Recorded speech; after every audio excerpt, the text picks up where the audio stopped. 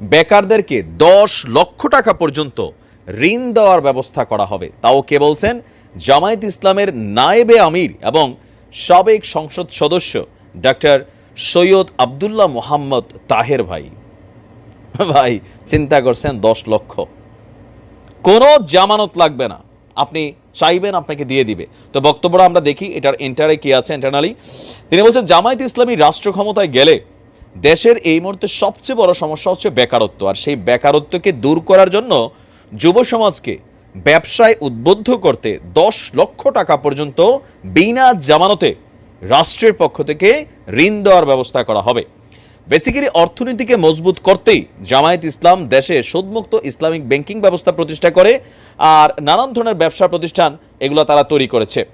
জামায়াত ইসলামের নায়েবে আমির বলছেন যে বাংলাদেশের মানুষের জন্য ছাত্র জনতার বিপ্লবের মধ্য দিয়ে একটি চমৎকার সুযোগ সৃষ্টি হয়েছে।